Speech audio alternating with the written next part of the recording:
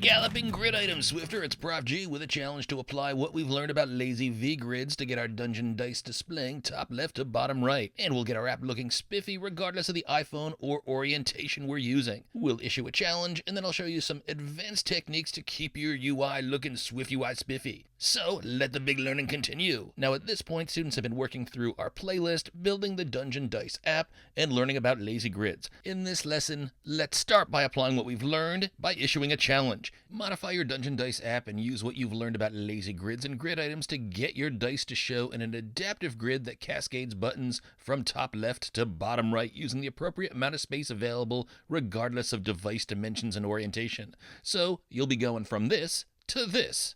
Now, you might not be able to get your final 100-sided button to look just as shown here, but give it a shot and try your best, and we'll show techniques to get things looking just like this in the solution.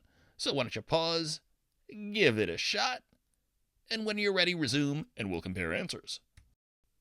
So here we go. At the end of last class, we had completed the Lazy Demos side project, and we ended up with 7 views in a LazyGrid with adaptive grid items that cascaded the views that we created from top left to bottom right. That's exactly what we want for our 7 DungeonDice buttons, so let's open up our DungeonDice where we left off 2 lessons back, and this was before we learned about LazyGrids. So we have the buttons in a single vertical line.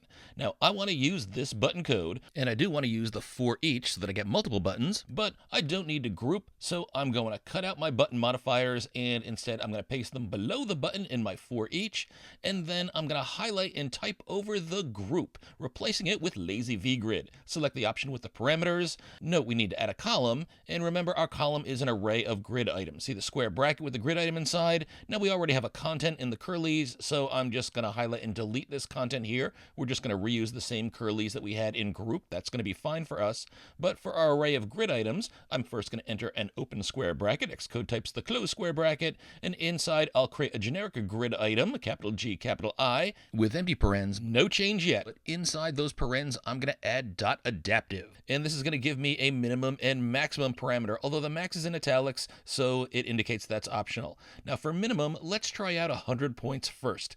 Then we can get rid of the comma maximum. We don't need that. And this is almost what we want. Although Liquid Glass takes the last button, our longest button, which is 100-sided, and it puts that text on 2 lines and it makes it look circular. Not what we want. Now solving this is a bit tricky, but let me show you a couple of techniques. Now one thing we can do is we can increase the minimum adaptive space. That will restrict each grid item so that it takes up a minimum amount of space. Let's try increasing this to say 150, and that gets rid of the distortion on our last button, but the adaptive style turns this into 2 columns instead of 3. Now you might think, okay, I'm going to leave that here, but I really like that 3 columns and 2 full rows of buttons with 1 button below, so let's see if we can achieve that.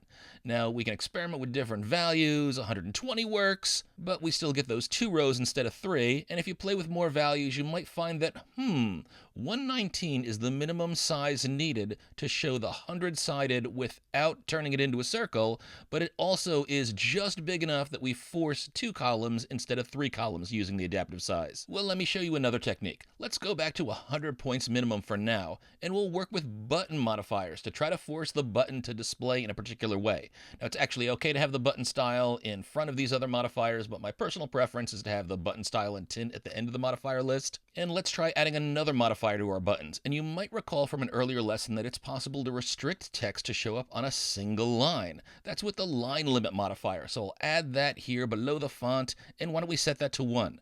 Now this keeps the button text on 1 line, but since 100-sided isn't big enough to show in the 100-point minimum that we have for our grid item, the text is being cut off at the end. Not good. Now you might say, I can use a minimum scale factor to shrink the font as needed. And you can absolutely do that. 0.5 is way more than we need for a minimum scale factor, but it will only take the minimum, and it shrinks the font so it shows up on that 1 line. Now, this could be a good idea, but it's actually better to keep the font size for identical UI elements the same if you can. With the same elements in different font sizes, it might start to look like a ransom note, but this is an opportunity for me to show you an alternative that I don't think that we've shown before. So I'm going to delete minimum scale factor, and I'm going to replace that with .fixed size. Now, code completion says this fixes the view at the ideal size for the specified dimensions, so this is sort of like building a frame based on the minimum space dice needed.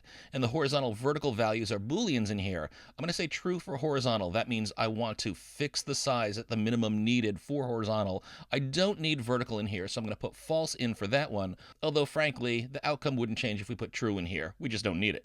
And will you look at that? We now have Dungeon Dice looking exactly like we wanted to. We're using LazyVGrid, an adaptive grid with a minimum width, and we're getting just the button setup that we want using line limit and fixed size modifiers.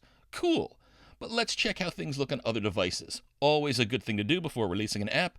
And let's check the device settings toggle down below, and we'll look at the preview. We'll switch the device orientation to landscape. This is looking pretty good on this iPhone. Now let's see how things look on, let's say, the largest iPad. So I'm going to change my preview device. How about iPad 13?